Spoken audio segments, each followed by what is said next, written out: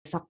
Oke, Oh, ah gimana Bung kabarnya, Bu? Farid, kabar apa dulu ini? Waduh, setelah berhari-hari tugas, Bu, gimana kabarnya, Bu? Walau kemarin baru Zoom meeting seharian. Oke, baik teman-teman, kita akan membahas tentang kalau kemarin kan komunikasi verbal, sekarang kita membahas tentang komunikasi nonverbal. Nah, komunikasi nonverbal sendiri teman-teman sudah paham betul apa yang dimaksud dengan komunikasi nonverbal. Artinya komunikasi yang tidak eh, apa namanya tidak memiliki makna verbal ya. Artinya eh, sebentar. Oke. Bisa gestur, bisa suara, vokal dan seterusnya. Baik.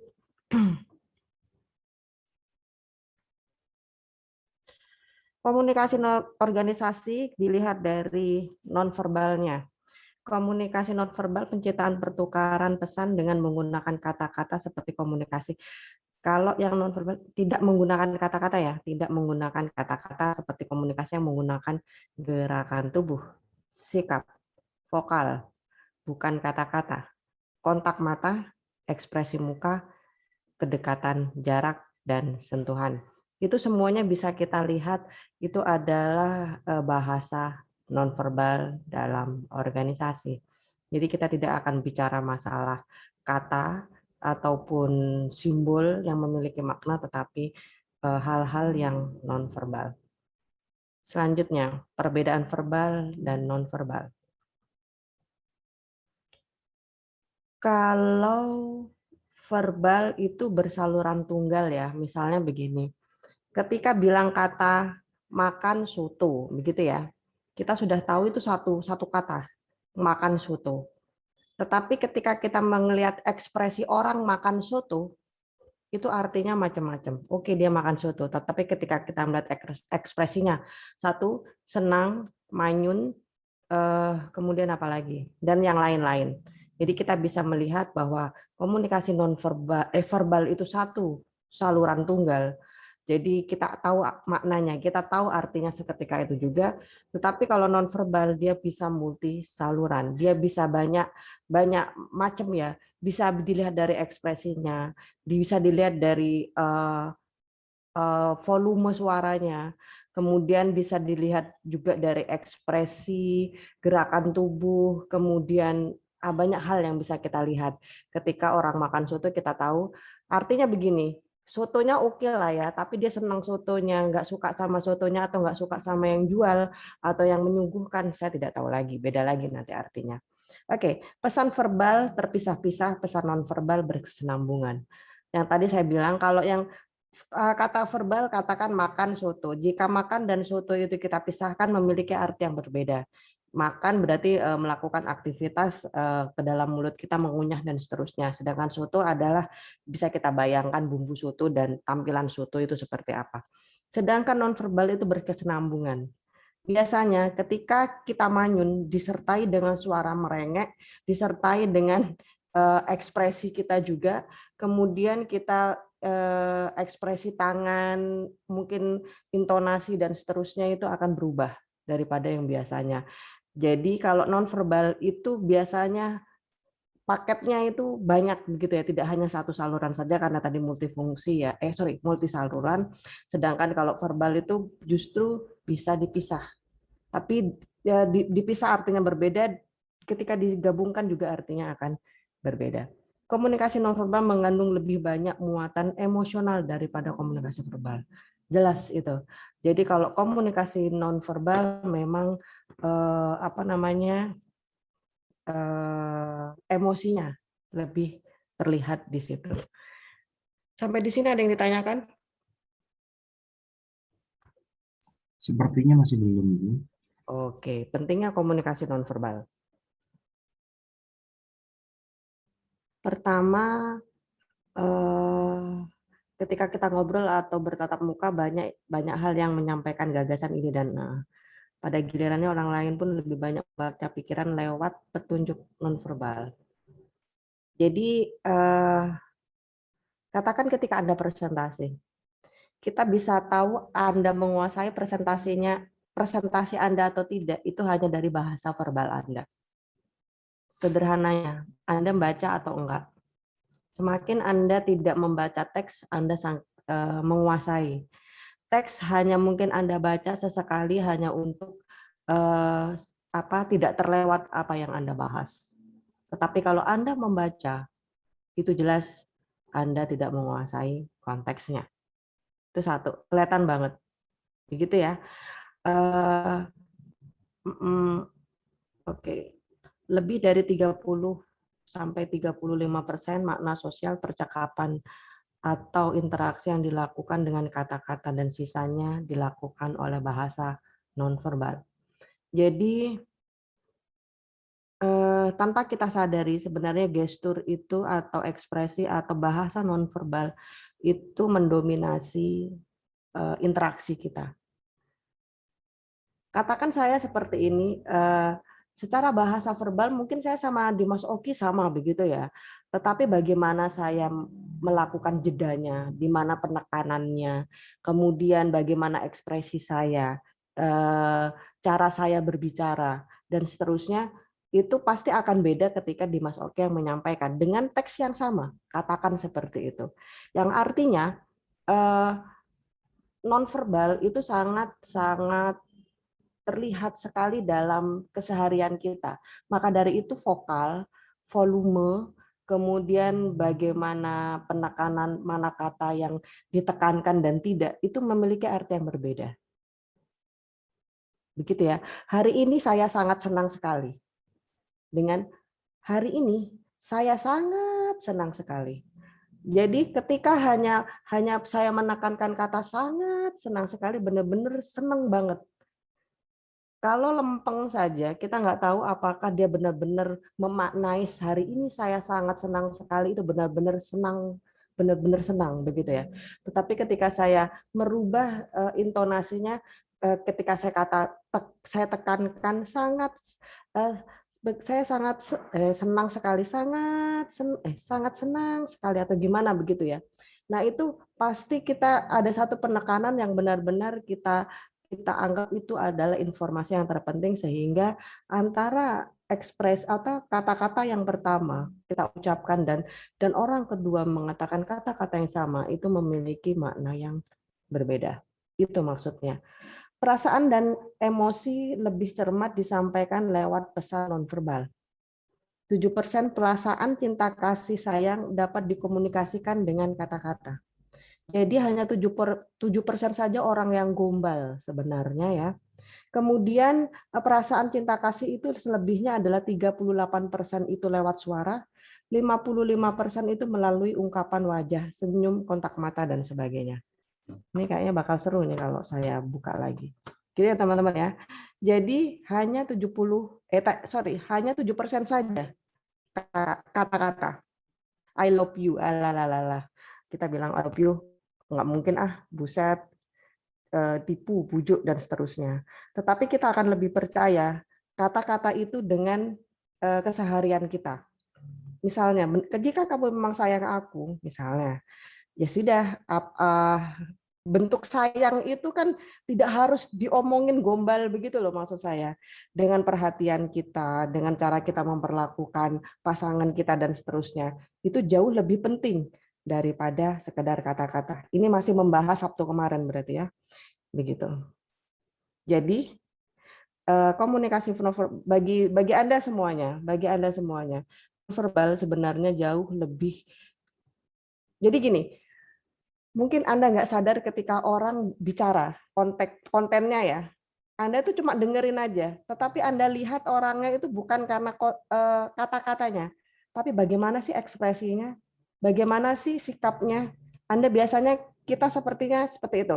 Saya sendiri kadang-kadang, saya orang yang audio ya, jadi kalau misalnya kuliah, saya nggak pernah nyatat. Saya ngelihat dosennya, saya lihat di mana dia penekanannya ketika dia menyampaikan sesuatu, sehingga catatan buat saya itu adalah bisa saya tanya, saya colek teman saya yang hobi nyatet begitu ya. Tetapi saya tak paham betul bahasa nonverbal itu sangat penting sekali. Jadi saya jarang sekali mencatat kalau di kelas, tapi saya memperhatikan benar-benar hanya dengan gerak tubuh dosen saya waktu itu saya paham maksudnya.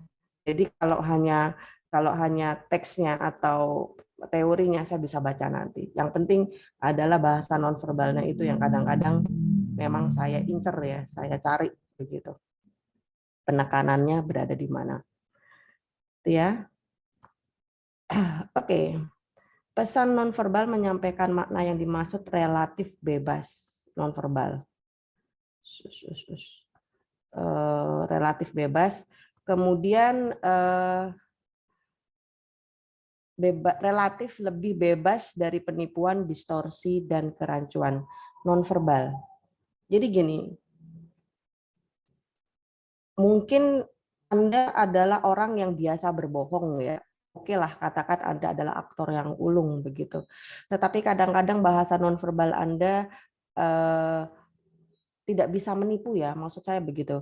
Jadi ketika Anda menyampaikan sesuatu yang tidak benar gitu, kadang-kadang anggota tubuh kita itu melakukan sesuatu yang tidak biasanya, dan itu sebagai pengalihan kita tanpa kita sadari di alam bawah sadar kita bahwa sebenarnya itu aktivitas berbohong.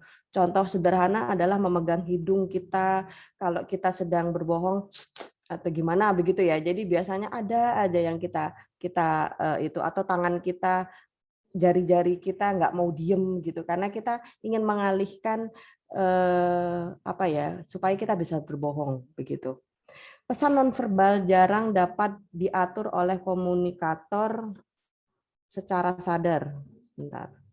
Komunikator secara sadar. Misalnya sejak zaman prasejarah wanita selalu mengatakan tidak dengan lambang verbal, tapi pria jarang tertipu. Mereka tahu ketika tidak diucapkan seluruh anggota tubuhnya menyatakan iya, kecuali aktor-aktor yang terpilih. Saya tidak tahu ya, kalau cewek-cewek ini benar nggak sih kayak gitu? Artinya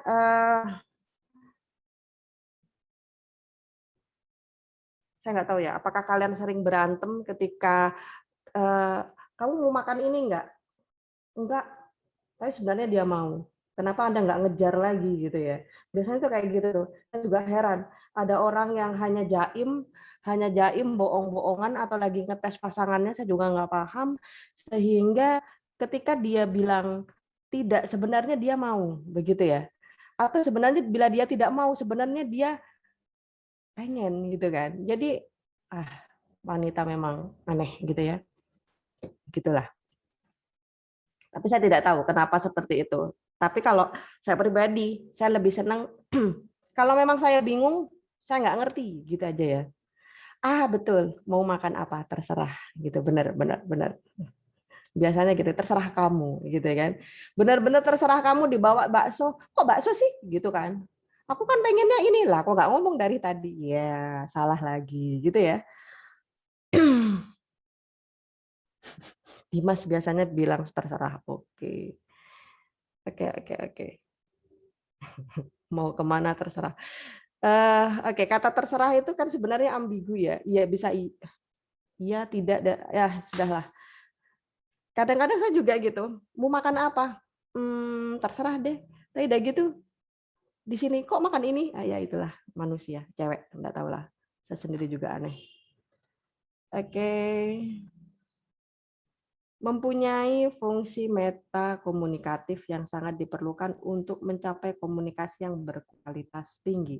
Fungsi meta komunikatif artinya memberikan informasi tambahan yang memperjelas maksud dan makna pesan. Di atas telah dipaparkan mengenai fungsi repetisi. Oke, jadi di sini adalah meta komunikatif tanpa kita sadari. Jika memang kita ingin menyampaikan sesuatu yang penting, pertama kita melakukan penekanan. Tadi seperti saya sampaikan, hari ini saya sangat senang sekali, misalnya begitu ya. Nah, ada juga kita mengatakan memberikan penekanan tidak dengan suara, tetapi dengan repetisi. Hari ini saya sangat senang sekali dan seterusnya. Atau substitusi, apa yang bisa menggantikan kata senang atau justru kontradiksi. Kamu kok ganteng banget sih gitu kan.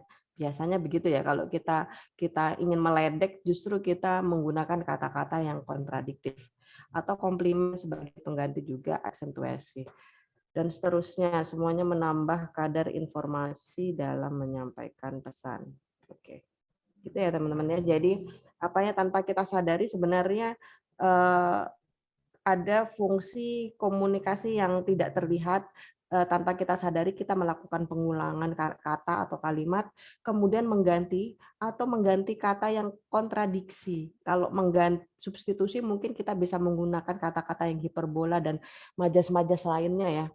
Nah, sedangkan untuk komplimen itu nambahi ya. Komplimennya nambahin aja, kemudian aksentuasi. Oke, ada yang ditanyakan lagi? Saya Bu. Belum ya? Oke, oke, oke. Apa? Oke, terima kasih Bu Ari Susanti. Ini kan tadi kan terkait mimik ya Bu ya, mimik wajah. Nah, bagaimana dengan kita diibaratkan nih saya ada di sebuah kelas gitu ya Bu ya, sedang melakukan presentasi. Nah, kemudian saya di presentasi tersebut mengambil topik, contohnya kayak misal dasar-dasar politik gitu Bu ya. Kemudian saya menggunakan gestur tubuh ala diri saya sendiri, dan kemudian saya mengimplementasikan materi dengan cara saya sendiri. Dan seakan-akan kayak teman-teman itu mengenal saya itu, wah ini sebenarnya presentasi atau orasi sih, seperti itu. Nah, dan dalam konteksnya saya adalah presentasi. Apakah termasuk komunikasi verbalnya tersebut masuk, atau Orasi. Jadi kamu mengajak teman-temanmu demo kayak gitu ya? oh tidak Bu, tidak, Oh tidak. tidak ya. Gini, selama konteksnya itu kan hanya gaya bicara saja. Gaya bicara seolah-olah Anda orasi. Selama substansi dari presentasi Anda masuk, saya pikir nggak masalah.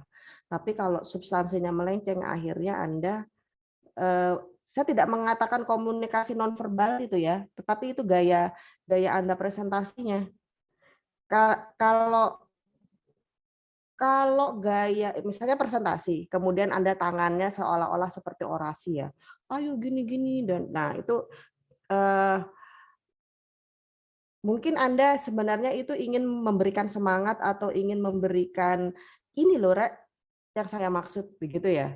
Mungkin Anda sebenarnya Anda seperti itu, dan teman-teman karena gini, komunikasi nonverbal tadi kan sudah multi saluran ya. Jadi bisa diartikan dengan banyak sekali arti. Ketika kamu presentasi dengan menggebu-gebu dan gitu, ayo teman-teman semangat politik dan seterusnya, saya nggak ngerti kalian ngomong apa. Nah, secara pesan komunikasi verbalnya kan Anda ingin menyemangati, ayo teman-teman, begitu kan? Tetapi ketika Anda menggunakan bahasa nonverbal, pertama bisa saja mereka arek iki orasi baik awake dhewe apa piye duduk presentasi seperti yang Anda tadi sampaikan. Atau ini sebenarnya kamu lagi cari muka atau bagaimana? Atau dan seterusnya. Itu saya pikir kalau komunikasi nonverbal maka dari itu maknanya sangat banyak sekali. Nggak bisa digeneralisasikan. Kalau bahasa verbal itu kan kita bisa kamu ingin menyampaikan ini maksud kamu. Cukup. Tetapi ketika disertai dengan komunikasi nonverbal itu maknanya jadi panjang. Jadi luas begitu ya. Jadi multi tafsir. Itu maksudnya. Jadi ya terserah Kak. Ya itu dikembalikan lagi ke individu ya.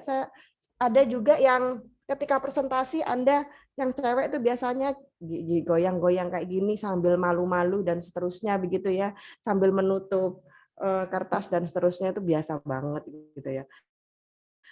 Itu artinya apa? Malukah atau memang bagaimanakah? Begitu kan?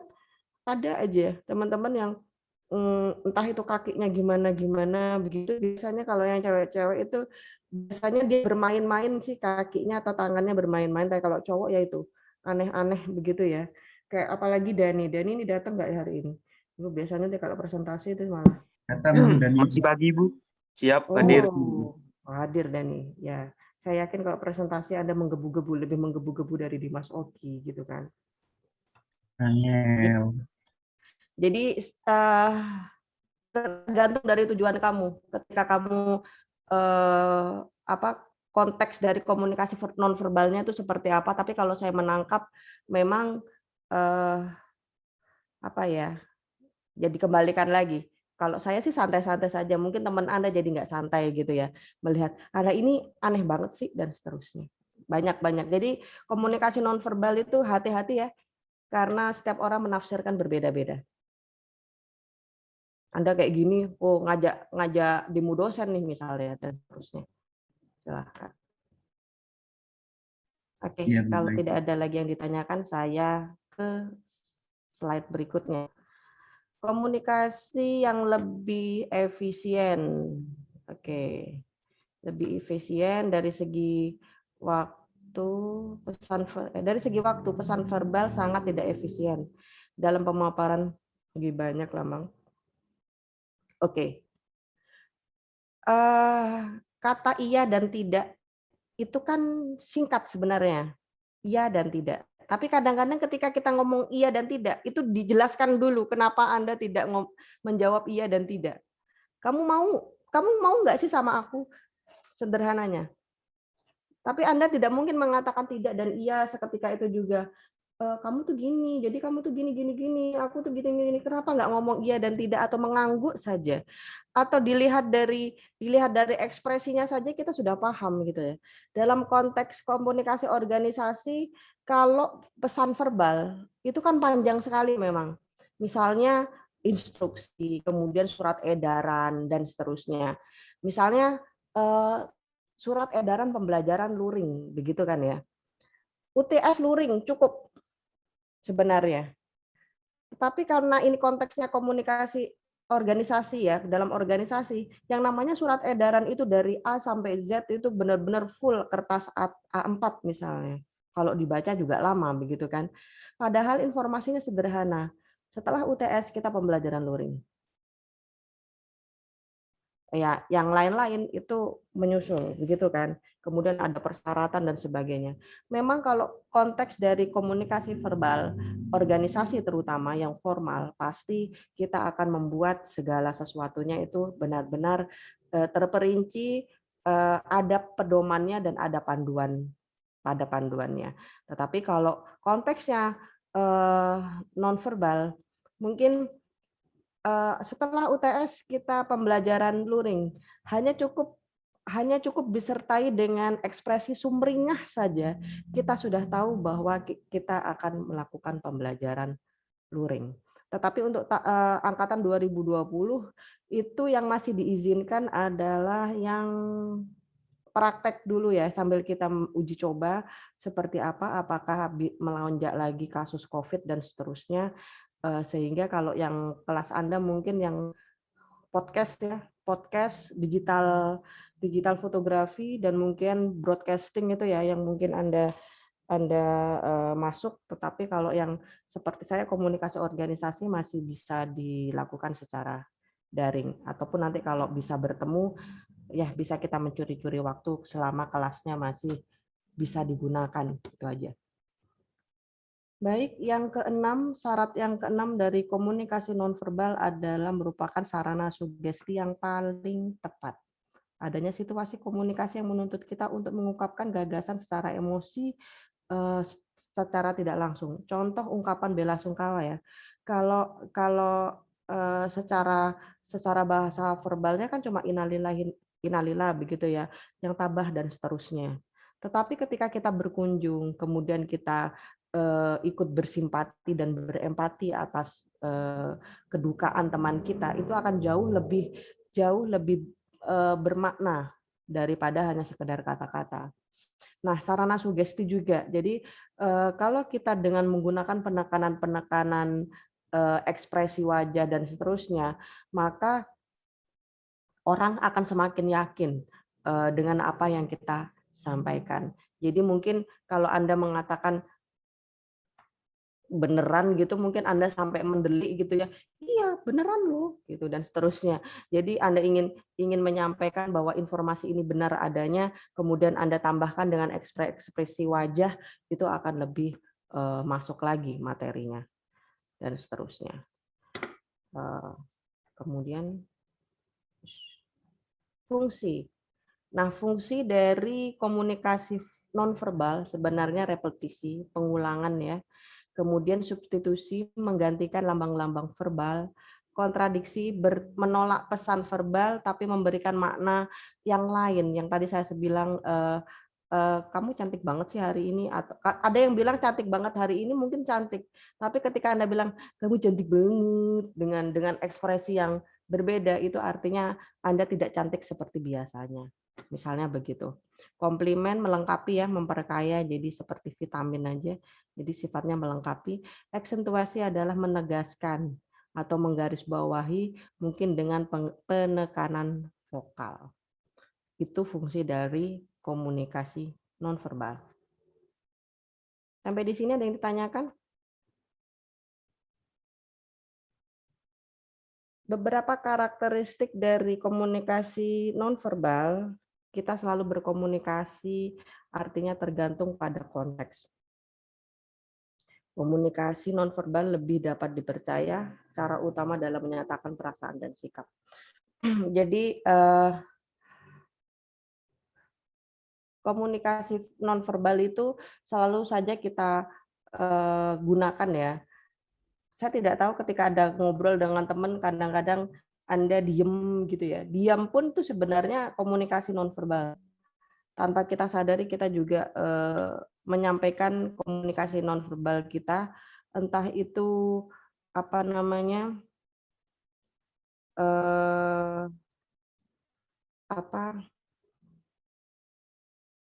tadi aku mau ngomong apa? Komunikasi nonverbal itu apa namanya, teman-teman? Memang kita aku mbak lali nih. Oke, yang sini. Selalu kita berkomunikasi setiap saat, apa yang ada dalam diri kita itu sebenarnya bagian dari komunikasi nonverbal. Anda berpakaian casual misalnya, atau sebaliknya Anda berpakaian cantik, bermake up tidak seperti biasanya dan seterusnya, itu juga bagian dari komunikasi nonverbal. Sebentar.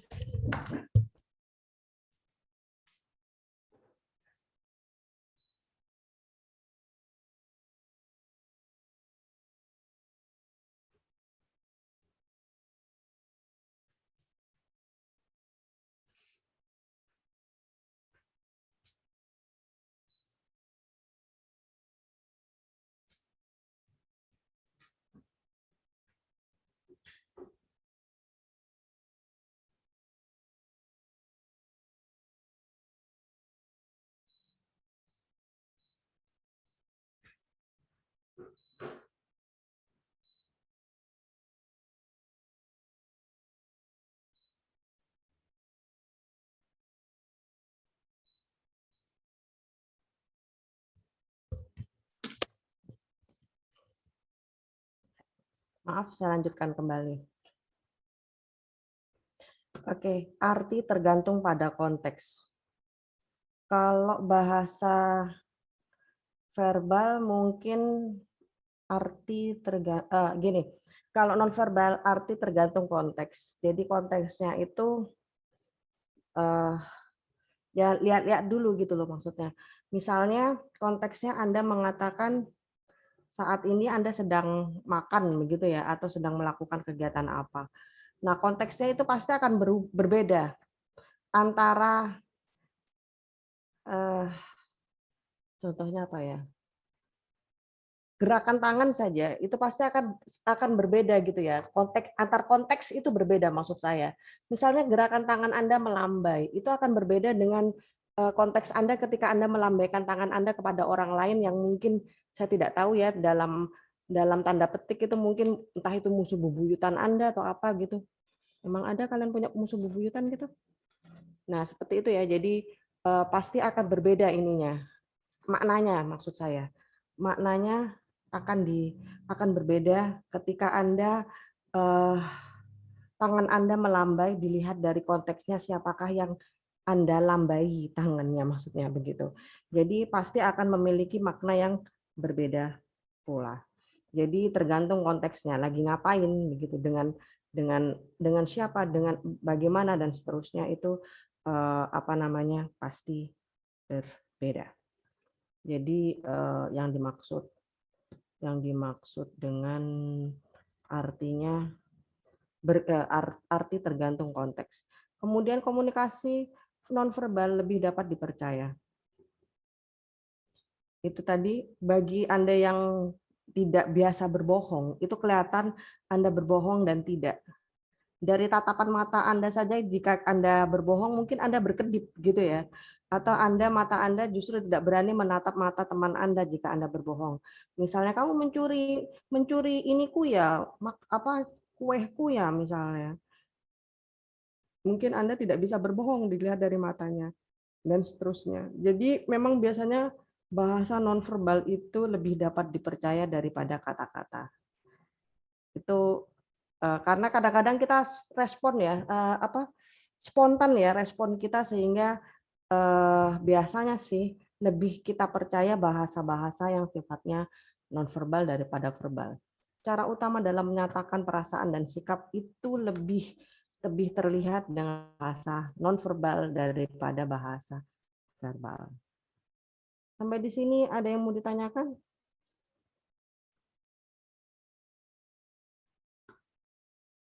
Nah, tipe komunikasi nonverbal di situ ada ekspresi, ada pandangan mata, gestur, dan sentuhan.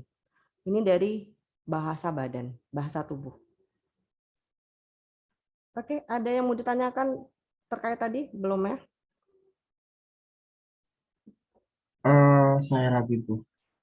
Apa? Silahkan. Lanjut ya. Oke, sekarang tipe komunikasi nonverbal. Aduh, padahal Ekspresi saya mau muka. tanya. Kenapa? Padahal saya mau tanya, Bu. Iya, silahkan. Oke, oke, oke. Baik, Bu. Di sini kan ada ekspresi muka, pandangan mata, gestur atau sentuhan, Ibu ya. Nah, ketika kita sedang melakukan komunikasi nonverbal itu, apakah komunikasi nonverbal itu bisa dijadikan patokan dalam kita menangkap sebuah eh, materi atau apa gitu? Hmm.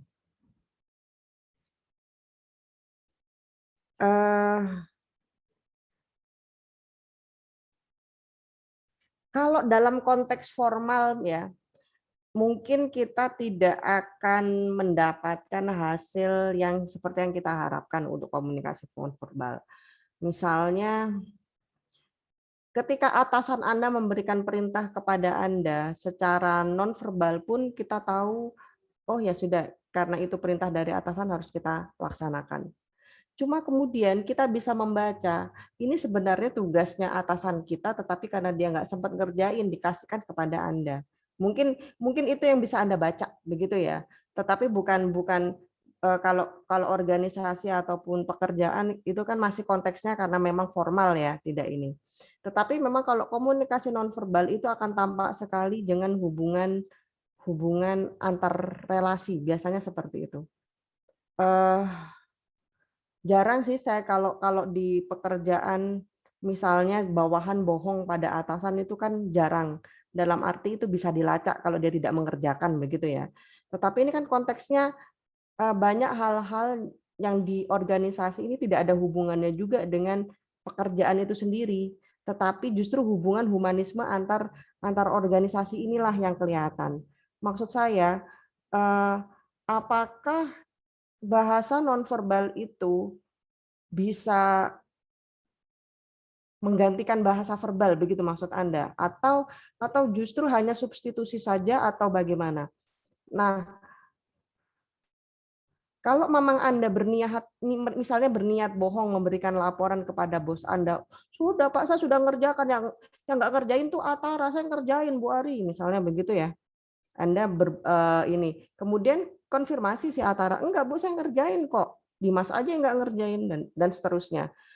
Dari bahasa tubuh Anda, manakah yang bicara benar dan tidak?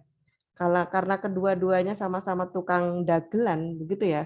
Mungkin saya akan mencari mencari orang lain di anggota Anda yang akan memberikan laporan kepada saya. Itu kalau organisasi. Tapi kalau bukan organisasi, artinya ini hanya sekedar hubungan pertemanan, hubungan manusiawi, ya itu tadi, kalau dia adalah aktor yang baik ya, yang memang pintar gitu, bohong dan seterusnya, saya juga tidak bisa membedakan dikala dia bohong dan dikala dia benar. Tetapi apakah bahasa verbal itu bisa menggantikan bahasa nonverbal? Dia bisa menggantikan, misalnya kamu mau makan ini, cukup dengan mengangguk. Itu sebenarnya sudah bahasa verbal. Tetapi bahasa nonverbal biasanya memang komunikasi yang dilakukan itu singkat, sederhana. Artinya menjawab iya dan tidak mau, kita bisa melihat ekspresinya senang atau tidak senang. Hanya sekedar itu saja. Tetapi kalau konteks bahasa nonverbal dalam arti presentasi yang panjang kemudian Anda menggunakan bahasa tubuh Anda, enggak. Bahasa yang yang tunawicara itu ya, itu sebenarnya bahasa verbal, bukan bahasa nonverbal. Karena bahasa itu ada artinya. Saya tidak tahu Anda kalau bahasa orang bisu itu ya, itu adalah bahasa verbal sebenarnya. Jadi bahasa isyarat yang seperti itu adalah bahasa verbal. Maksud dari bahasa isyarat misalnya kita tahu semuanya itu artinya apa gitu kan. Diem gitu kan. Jadi itu bukan maksudnya bahasa nonverbal itu yang seperti itu. Jadi bukan bahasa nonverbal yang bahasa orang bisu itu tunawicara, bukan yang seperti itu.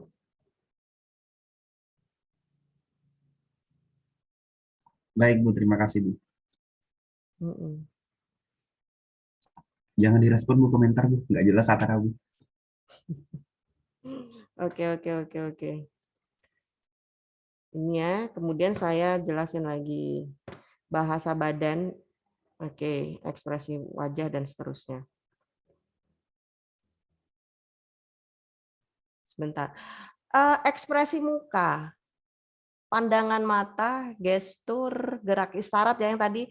Jadi kalau ekspresi wajah itu mungkin kalau teman-teman biasanya sih kayak gini nih yang pinter cewek ya kalau ekspresi ya. Misalnya dapat coklat nih, ekspresinya seneng banget gitu ya. Kalau yang ngasih orang yang disuka.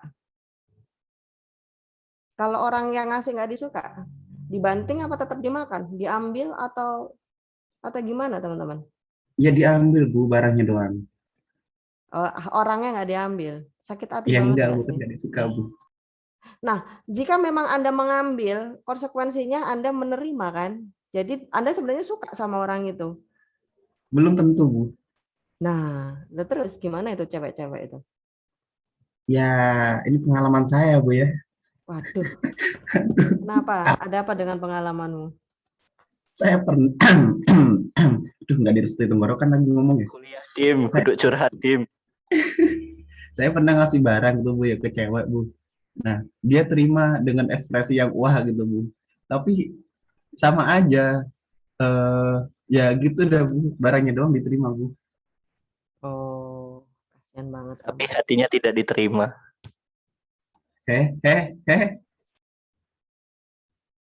Ya sudahlah, itu bukan rezekimu ya, Dim ya. Nah, sebenarnya kalau misalnya memang konsekuensinya ya, kalau kita bicara bahasa nonverbal, konsekuensinya jika diterima berarti iya, kan begitu ya. Jadi hati-hati ya teman-teman menggunakan bahasa nonverbal, artinya ya itu tadi. Tapi saya pikir jarang sekali ada orang yang seperti itu ya, menerima barangnya tapi nggak nerima orangnya. Tapi nggak tahu lagi apa mungkin teman-teman kayak gitu semua. Nah, itu dia. Hati-hati ya, bahasa nonverbal itu multi saluran dan kita artikannya juga pasti akan berbeda-beda. Maka dari itu berhati-hatilah. Sudah nggak usah pakai pelet-pelet. Baik, kemudian pandangan mata kita juga bisa ngelihat kan kalau Anda kontak mata dengan teman Anda, apakah dia konsisten pandangannya ke depan ataukah pelerak-pelero atau justru menunduk, tidak berani memandang mata Anda dan seterusnya. Kalau saya sih tak lihat aja, selama saya nggak salah saya lihat saja. Kalau saya salah saya pasti nggak berani lihat matanya.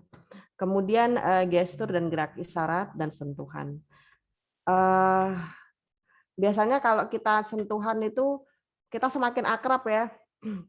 Seperti Atara sama Dimas Oki itu kalau nggak saling tampar menampar itu sepertinya tidak asik begitu ya, tidak afdol begitu. Lek gak dijungkrak-jungkrakno itu kata gak asik begitu. Jadi memang apa namanya, sentuhan itu juga sebagai bentuk kedekatan kita ya, kedekatan hubungan begitu. Jadi aduh, serasa mau dibanting. Kenapa kamu dibanting? Atara kalau tidak disentuh lagi ya kalau Atara dibanting. Boleh, boleh. Nanti teman-teman satu kelas bisa tolong Atara dibanting kalau ketemu. Oke. Itu bagian dari kedekatan. Artinya Anda saling meledek begini saja kan sebenarnya sudah kelihatan secara bahasa nonverbalnya, walaupun tidak penting isinya, tetapi kita tahu bahwa Anda berdua sangat dekat. Bahkan ingin saling membunuh mungkin ya. Oke, yang berikutnya adalah vokal. Kualitas vokal, kemudian memisahkan vokal, penekanan, dan seterusnya itu juga bagian dari bahasa nonverbal. Jadi kualitasnya misalnya artikulasinya jelas, Anda juga mengontrol suara Anda, naik turunnya suara itu Anda juga memiliki makna sendiri-sendiri. Kemudian karakteristik vokal seperti tertawa, menangis, berbisik, berkeluh kesah begitu ya. Kemudian menguap itu juga ada bahasa isyarat gitu ya. Misalnya saya ngajar Anda menguap berarti Anda udah bosen gitu ya, pengen segera diakhiri saja gitu. Kemudian pemberi sifat vokal misalnya intensitas, suara tinggi dan luasnya suara. Jadi suara tinggi, suara rendah itu juga beda artinya. Kemudian kedalaman suara itu gimana ya? Gede gitu suaranya ya. Tapi kalau saya nggak bisa suara gede, gimana caranya ya? Nah, luasnya suara. Ini kadang-kadang saya juga nggak paham ini maksudnya. Kalau volume tinggi dan rendah oke ya, kita paham artinya. Luas suara itu yang gimana ya? Wah, nanti kita cari lagi tuh kalau luas suara itu artinya apa. Nah, pemisahan vokal. Di sini ada dan seterusnya, suara diam ataupun suara gangguan itu juga bagian dari vokal. Kadang-kadang kita diam itu berpikir, kadang-kadang diam itu blank, kadang-kadang diam itu artinya banyak sekali kata. Ketika kita diam di sela-sela kita bicara itu banyak artinya juga ternyata. Kemudian dan seterusnya itu juga mungkin kita sedang berpikir, kita sedang mungkin juga teman-teman kalau misalnya presentasi justru nervous dia, kemudian dan seterusnya itu adalah dari vokal, kita lihat dari vokalnya. Kemudian satu lagi jarak. Menunjukkan jarak keintiman. Nah, pertama jarak keintiman adalah 18 inci. 18 inci itu sampai 30 cm kalau nggak salah. Jadi 0 cm sampai 30 cm itu berarti Anda intim. Artinya mungkin itu teman dekat Anda, itu pacar Anda, itu saudara Anda, itu Anda hubungannya sangat intim sekali. Tapi ada juga saudara justru jauh-jauhan ya, biasanya seperti itu. Kemudian jarak pribadi atau jarak personal antara 45 sampai 135 cm. Jarak sosial itu 135 sampai 4 meter dan jarak umum lebih dari 4 meter. Ini pembatasan jarak, dan yang terakhir adalah penggunaan waktu. Ini juga adalah komunikasi nonverbal. Kapan Anda WA, jam berapa, itu menunjukkan Anda intim dengan teman Anda, begitu ya, atau Anda dekat dengan teman Anda. Jadi penggunaan waktu pun itu juga bisa terlihat dari kedekatan hubungan Anda atau tidak, begitu ya. Jadi kalau kita memilih jam kerja berarti Anda memang hubungannya adalah hubungan kerja begitu. Tetapi kalau hubungan pertemanan mungkin Anda telepon jam 12 malam, dia tetap langsung berangkat dan nggak ada masalah. Oke, sampai di sini ada yang ditanyakan?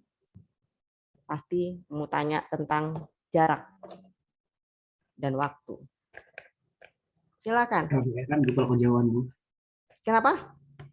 Kalau kejauhan LDR-an berarti ya Bu. Oh gitu. Dim kuliah, Dim duduk curhat, Dim. Ini semuanya teman-teman pada seneng nih. Sesinya sesi curhat semuanya. Ya sama kayak Jadi materi kemarin Bu. baik. Apa namanya, bagian dari kedekatan, bolehlah. Saya tidak tahu ya, apakah guyon itu bagian dari kedekatan? Ya sih sebenarnya, semakin Anda guyon, kadang-kadang Anda punya joke terkait nama panggilan ya, nama sayang kalian pada teman-teman Anda, itu kan ada yang aneh-aneh ya. Apakah itu bagian dari kedekatan atau justru bagaimana begitu ya? Pasti kita punya panggilan teman-teman Anda apa begitu ya. Itu biasanya ada yang kambing, ada yang apa mungkin sapi atau apa. Biasanya itu juga bagian dari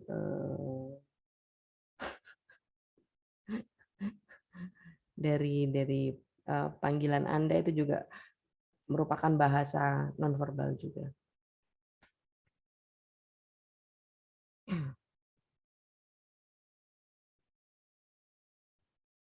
Oke, ada yang mau ditanyakan lagi?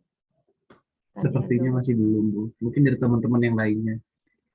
Ini Mia ngapain bawa adiknya?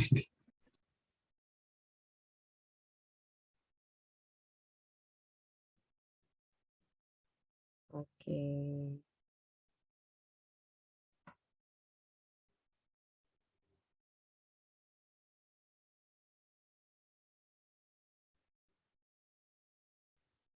Ini pertemuan kita yang ke-6 ya, ini berarti kita ya, sudah ya.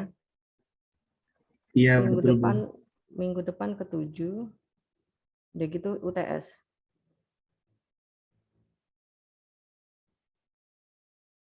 Oke.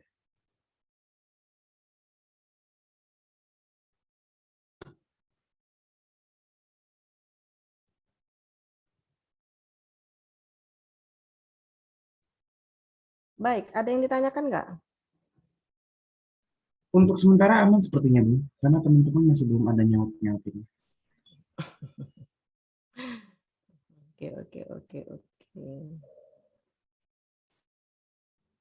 Mungkin Mia ada pertanyaan, silakan Mia. Enggak dulu Kak, Insya Allah mengerti. Memang nggak dimaksud sengaja ya.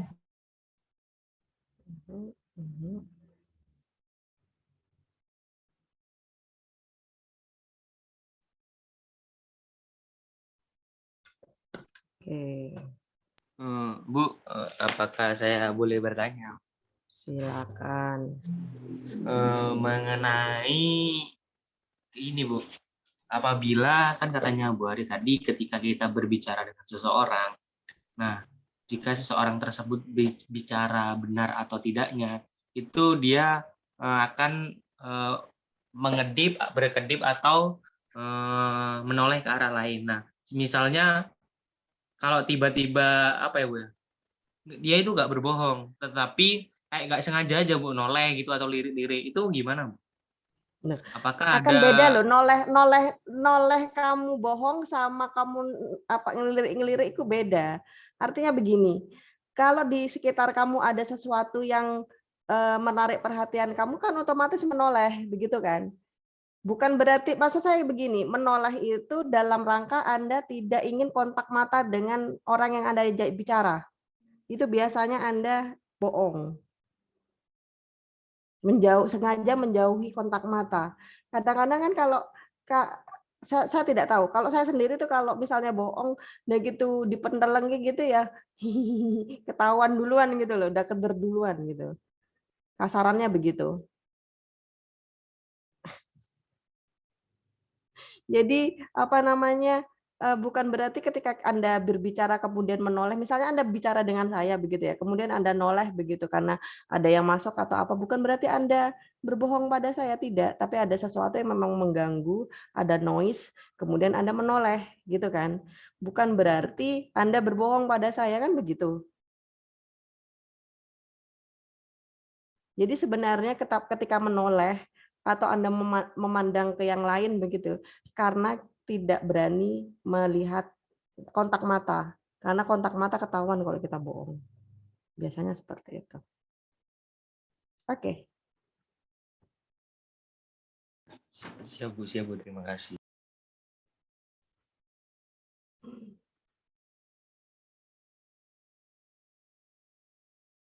Dan ini mau belajar trik berbohong. Wah, angel. Saya mau belajar Mas, memberanikan diri untuk bertanya, Mas. Jangan seuzur, Mas. Waduh, angel. Oke. Pak Tara katanya mau bertanya nih.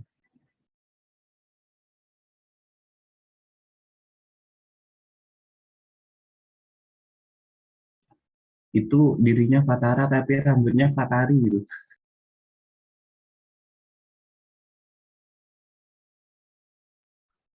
Udah Dim, gak usah curhat, kuliah.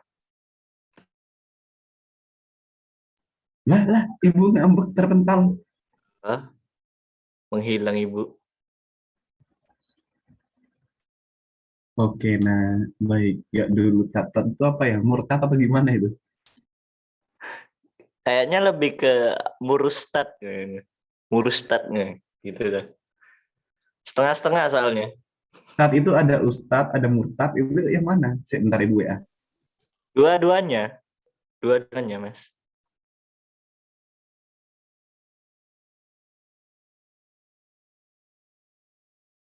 Kumisnya membahana sekali, Mas.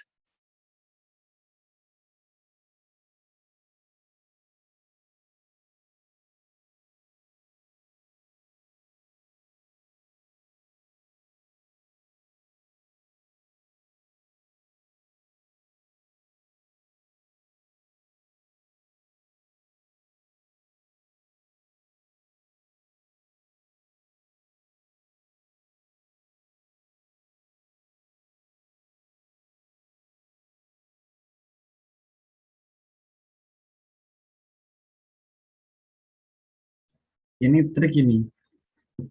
Biar kayak eh siapa itu? Atma Hitler itu. Kita rehat dulu.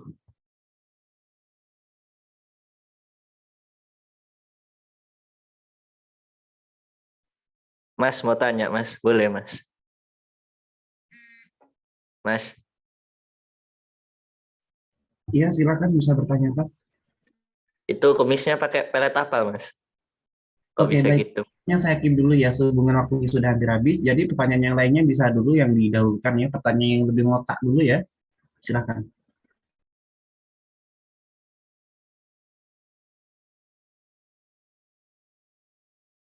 Mungkin sambil nunggu Bu Ari, teman-teman mau bertanya atau gimana, silakan. Kita Saya, tampung Mas. dulu. Saya serius, Mas. Mas, saya serius nih. Cuma nampung aja ya, nggak mau jawab. Silakan. Ya, Mas. Ya, Mas. Gak apa-apa, Mas. Gak apa-apa.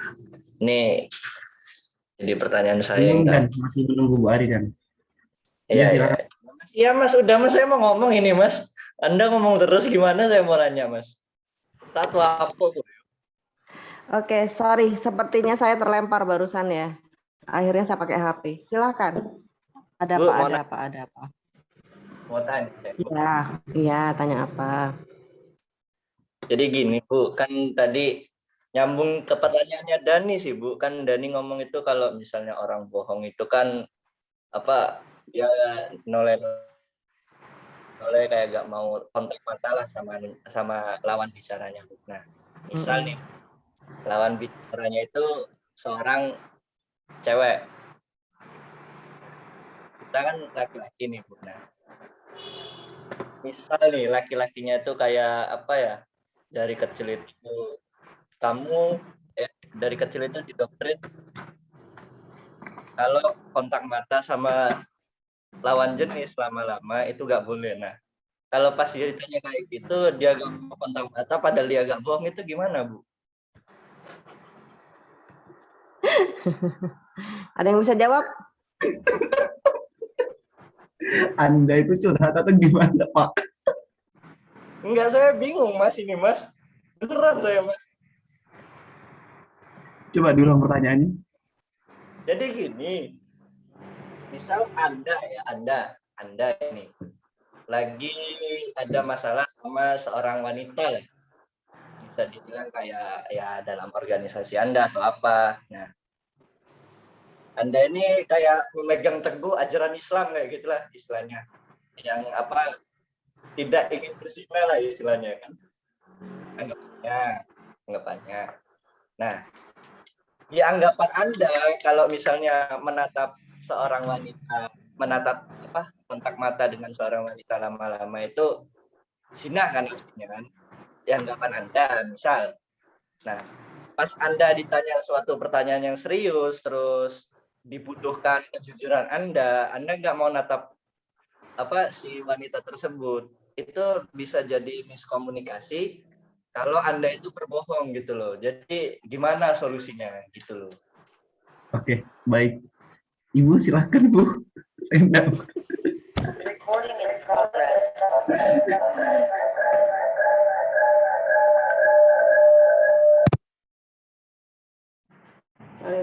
Sorry. Angel ya pertanyaannya Mas Atara. Jadi gini, Mas. Ketika Tadi disuruh nanya yang ngotak, sekarang saya tanya yang ngotak kayak gini, gimana sih, Mas? Oke, baik. Jadi gini, Mas, ketika Anda sedang di posisi seperti itu ya, nah ini sesuaikan juga dengan lingkungan atau situasinya Anda. Ketika Anda berada di lingkungan yang sangat Islami sekali, nah di mana itu menerapkan sistem ketika kita tatap-tatapan adalah zina, terus Anda melakukannya, ya Anda salah gitu. Tapi ketika Anda tidak disalahkan pada posisi itu, ya Anda benar. Jadi intinya bergantung si lawannya sampean itu. Kalau lawannya sampean menanggapinya itu salah, ya udah salah. Tapi kalau dianggapnya benar, ya udah benar. Jadi jalan satu-satunya adalah Anda harus mendukung untuk lawan Anda sendiri. Kalau gini, Mas, misal Mas, saya ngomong gini, saya terus terang sama si misal ya saya yang di posisi itu, saya terus terang sama ceweknya gini, maaf Mbak, saya terlahir dalam lingkungan yang Islamis, jadi saya nggak bisa natap mata Mbak lama-lama gitu, jadi jangan salah paham kalau saya noleh-noleh atau gimana gitu, soalnya saya nggak nyaman juga berduaan di sini kayak gitu loh Mbak. Itu gimana Mas? Apakah bisa dilakukan atau gimana gitu, atau perkataan tadi tuh bisa menyinggung si lawan bicaranya gitu. Soalnya kalau misalnya ngomong kayak gitu kan takut menyinggung gitu loh. Gimana pendapatnya Mas? Ya ini yang salah. Ketika Anda berada di lingkungan yang berduaan gitu ya. Ini yang pertama konteksnya yang salah. Anda berada di lingkungan yang hanya berdua antara Anda dengan si cewek tadi itu. Ya jelas salah kalau dalam syariat Islam. Waduh. So iya. Terus kemudian Anda menatap matanya. Ya. Lanjutin dah. Nanti. Oke. Kemudian Anda ini juga tambahan dari ya innamal a'malu binniyat. Semua itu sesuai dengan niatnya. Ketika niat Anda adalah baik, ya udah. Berarti maksud Anda tuh nggak ngapa-ngapain. Nah, ketika niat Anda tidak baik, ya udah. Berarti niat Anda itu tidak bisa dikategorikan sebagai saya tidak bisa. Maksudnya tuh saya mau berbohong tapi nggak berbohong. Padahal saya jujur tapi saya nggak berani natap matanya. Dikembalikan lagi. Innamal a'malu binniyat. Yang katanya Nia benar tadi itu. Udah jawaban simpel. Terima kasih Nia. Berarti ya Mas, meluruskan tadi ya Mas ya. Maksud saya berdua tuh kayak misalnya kita ketemuan di sebuah restoran terus saya berhadapan berdua sama dia. Nggak mungkin kan misalnya Anda berhadapan dengan klien, Anda bawa rombongan, nggak mungkin kan Mas. Anda mau tawuran apa mau ngurus klien? Gitu kan. Sederhananya gini ya, kalau Anda bertemu dengan entah itu Anda dari orang yang Islami atau pasangan Anda yang sangat Islami sekali, nggak mungkin Anda berduaan kayak gitu. Sederhananya kan kayak gitu. Kecuali ya kita yang biasa-biasa inilah anak-anak modern gitu mungkin santai-santai aja gitu karena sudah terbiasa dengan masyarakat modern. Jadi kalau kayak gitu antara Anda langsung aja minta dinikahin sama si cewek itu udah beres dah. Bener sekali, Bu. Iya Bu, insya Allah kalau saya siap saya bakal nikahin dia. Oh, alhamdulillah. Ya sudah gitu aja deh antara. Amin. Nah, Anti ini ada pacaran ya. Krisna ada raise hand. Kenapa Krisna? Ada yang mau curhat juga, silahkan. Oh iya Bu, saya mau bertanya nih mengenai pertanyaan yang itu tadi yang berbohong itu. Wah ini menarik ini. Ini gini Bu, dulu waktu saya SMA mengenai komunikasi nonverbal ini ya Bu ya. Kan katanya materi ini katanya Ibu tadi bahwasanya kalau melirik itu kan berbohong atau bertingkah ya aneh gitu. Nah, cuman waktu saya SMA itu pada gak percaya Bu. Kalau misalkan saya berbohong itu percaya semua. Karena apa? Karena muka saya yang terlalu polos Bu. Nah, itu bagaimana Bu? Gimana? Anda yang terlalu polos, jadi ketika Anda melirik sekalipun sama teman-teman Anda, mereka percaya aja sama Anda, gitu ya? Iya percaya aja Bu, gitu. Iya. Nah, teman Biasanya Anda anak yang polos kurang, ini diakui, bukan diakui, Bu. ya Iya. tidak tahu lah ya. Ya itu kan Sekarang akhirnya gini, aja waktu masih percaya kuliah ya ini Bu, dibohongin. itu Teman-teman Anda masih percaya Anda bohong begitu ya? iya Bu. Kasihan banget ya Mas. Mama. Iki mau wis mari.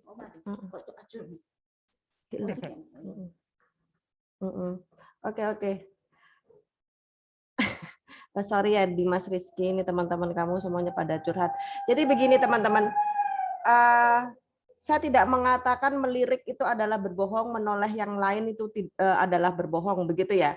Artinya begini, ketika Anda ngomong begitu ya, kemudian fokus Anda bergeser sedikit, entah itu dengan melirik, entah itu Anda tidak berani kontak mata, entah itu tangan Anda melakukan hal-hal yang lain, itu adalah berbohong. Jadi bukan hanya sekedar melirik saja Anda berbohong, tidak. Maka dari itu saya tadi sampaikan misalnya Dani ngobrol ke saya kemudian dia melirik atau menoleh ke objek lain karena memang ada noise, itu bukan berarti bohong juga karena memang ada sesuatu yang merangsang dia untuk menoleh. Begitu ya. Jadi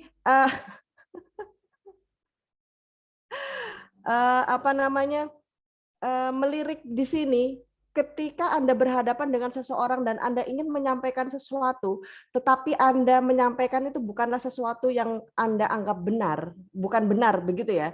Memang Anda berbohong.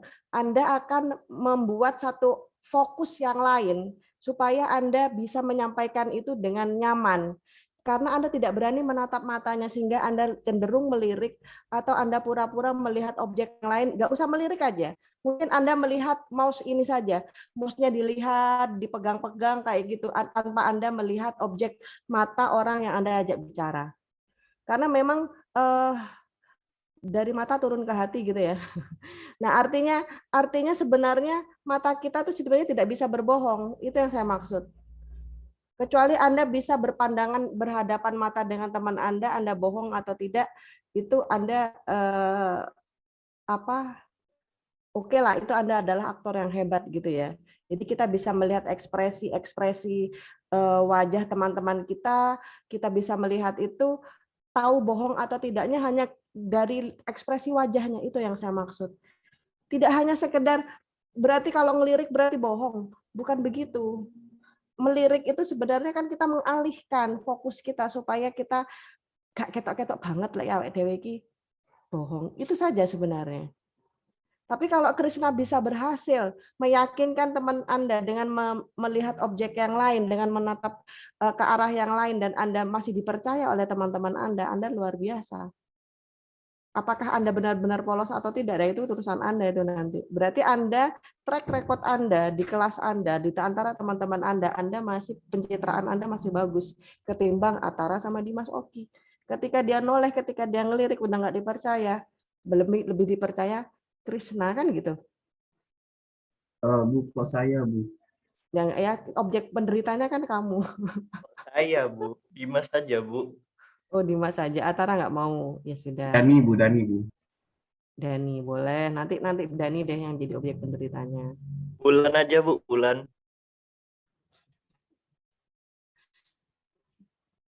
Oke. Ada lagi yang mau ditanyakan teman-teman?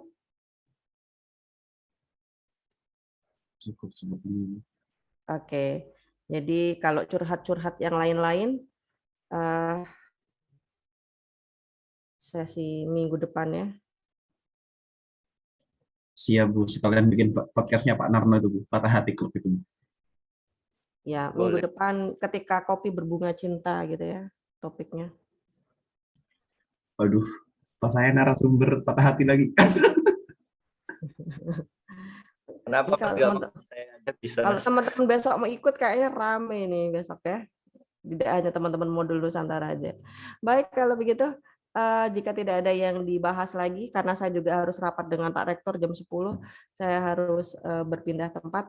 Terima kasih teman-teman atas perhatiannya. Sampai ketemu minggu depan. Wassalamualaikum warahmatullahi wabarakatuh. Waalaikumsalam warahmatullahi wabarakatuh. Waalaikumsalam warahmatullahi wabarakatuh. Untuk Terima kasih Bu. materi sudah saya kirim semua ya? Belum ya? Yang minggu lalu saya khawatir lupa karena kemarin saya agak kurang sehat, kayaknya belum deh. Novita biasanya mantau Bu. Kalau nanti belum dikirim berarti Novita keluar-keluar Bu. Bulan Oh, kameranya, Mbak. ya sudah, ya sudah. Oke. Tunggu Novita keluar-keluar dulu Bu. Bagian yang keluar-keluar Novita, ya sudah. Kalau yang hari ini saja saya kirim ya. Kalau yang minggu kemarin belum, tolong saya diingatkan. Kayaknya nggak ada. Baik Bu, siap Bu. Baik, Bu. Siap, Minggu Bu. kemarin belum, Bu. Waduh kan Keluar-keluar.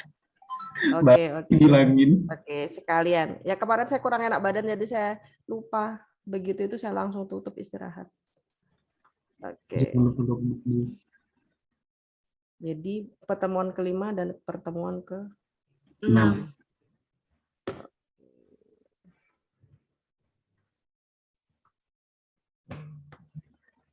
Ya sudah, kalau gitu saya tutup dulu. Terima kasih semuanya. Sampai jumpa minggu depan. Ibu, ini tidak di absen. Mau di absen. Absen saya ada di kampus, saya ada di rumah ini posisi. Mungkin Saya di print screenshot screenshot. aja, Ibu. Ya, Sudah ya. saya screenshot Bu. Ya, screenshot ya.